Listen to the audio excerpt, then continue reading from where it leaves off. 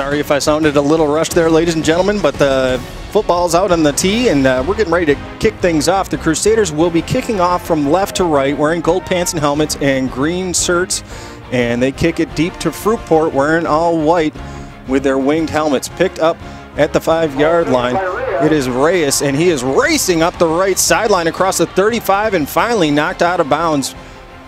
42-yard line looks like they're giving him, so a good start for Fruitport here in the beginning of the game.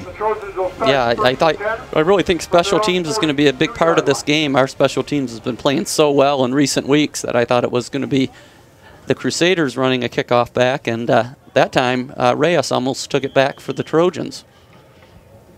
So here comes Fruitport on their first offensive possession. Good field position starting at their own 42-yard line. If you heard a whistle blowing, there's a quick official timeout out there.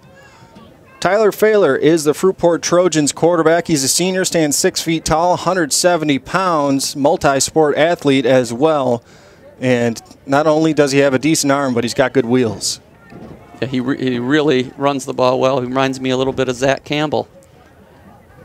Fahler from the shotgun. He's going to keep this one himself. Tried to cut across the line of scrimmage and probably lost a yard there on first down. So a good first play for the Crusader defense. Yeah, you're seeing right away, again, MCC against both Grant and OV, the other two Lake State teams they played this year, really established themselves up front.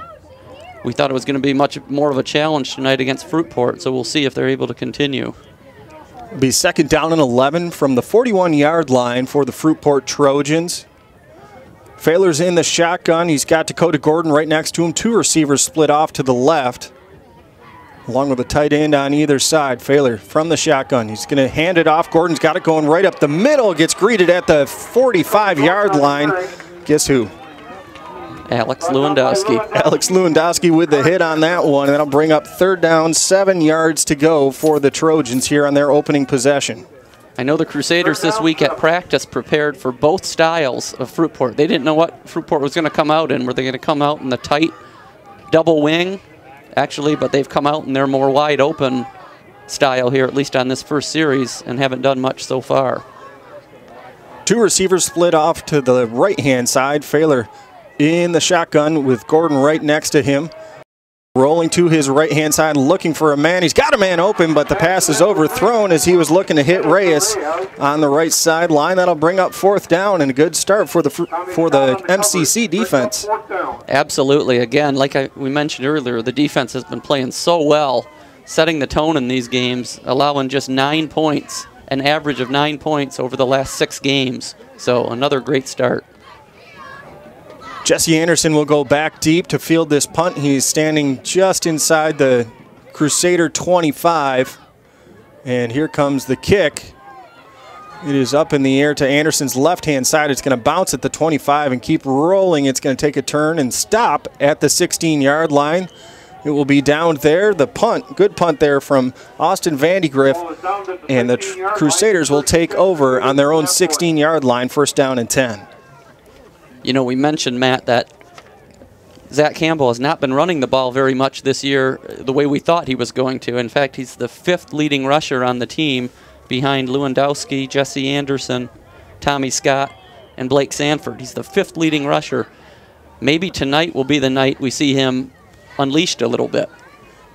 Phil Mesker split wide to the right. A T lined up right behind Campbell, and they're going to give it to Jesse Anderson on first down coming off the right-hand side. He breaks a tackle. He's across the 25 and up to the 29-yard line. First down for the Crusaders. Nice job by Fruitport there stringing it out. It looked like they were going to stop Jesse at the line of scrimmage, but you can't just, he's not just going to go down that easy. These backs run hard, and he broke a tackle and made nothing into a first down. Well, and that's one of the things, that's how you can see that Jesse is much healthier than he was early in the season, when he's able to do things like that. Campbell in the shotgun. He's got two receivers to his right-hand side. Now he sends Sanford in motion. Anderson, the lone back, in the backfield. They're going to give it to him. Coming around the left-hand side, trying to turn the corner. He's got a whole bunch of Trojans right there, and he's going to be taken down maybe for a gain of a yard. That time the Trojans did a much better job there. Coming up there was Nathan Krieger there, the one sophomore on the Fruitport starting lineup, and he came up and made a nice hit there on Jesse Anderson. They're going to say no gain for Anderson on that play. 2nd down and 10. Scoreless here at MCC between the Crusaders and the Trojans. 9:20 left to go here in the first quarter.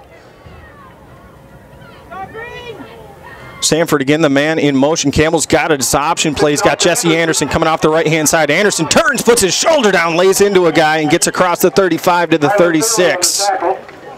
Nice run there by Jesse Anderson. It'll make it 3rd down and 3. We're seeing early on that the Crusaders are trying to get around the outside with their superior speed. That's the big advantage they have, as I mentioned in the pregame, over the Trojans.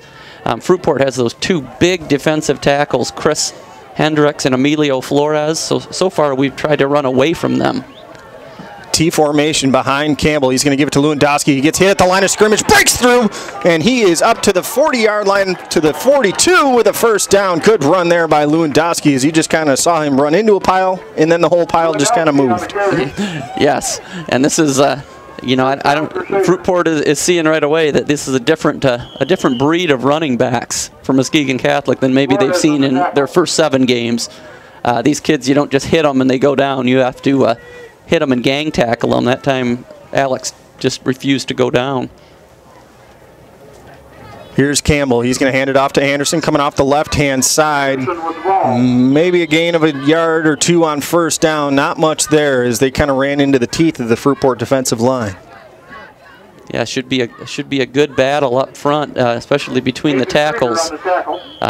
Again, we'll see how far this MCC offensive line has really progressed tonight.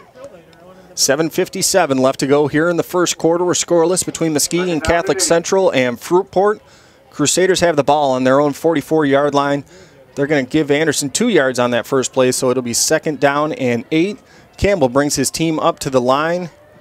He's got Sanford and Anderson lined up behind him, and Lewandowski off to the right on a wing. They're going to give it to Anderson, looking for a hole, takes it outside, and no gain on the play, maybe even lost a yard on 2nd down. Yeah, nice job stringing it out there, and a nice finishing tackle there by the cornerback Aaron Weil for Fruitport. Tough kid, comes from a football-playing family, and he made a nice play there. Now we face our first 3rd and long situation. 3rd down and 9 from their own 43-yard line for Muskegon Catholic Central. Zach Campbell to the line of scrimmage. Got 2 backs lined up in an eye behind him. It's Lamar Jordan and Jesse Anderson, and then a receiver split off wide to either side. Campbell fakes the handoff. He's rolling to his left. Right-handed throw. He's got it to Kari Campbell. A complete pass. Nice catch there. And Kari Campbell's going to be very, very close to a 1st down. You know, that's the other thing we haven't seen much of this year, Matt, is throwing the ball to Kari Campbell. And that's maybe something that they were saving for tonight. Referee's going to take a look at it, and he signals 1st down. So a nice 3rd down play there. Crusaders needed 9, and that is exactly what they got. Campbell to Campbell. That's the soup connection again. That's a really big 1st down, though. Really, really big play. 6:42 left on the clock. Crusaders are at the Fruitport 48-yard line.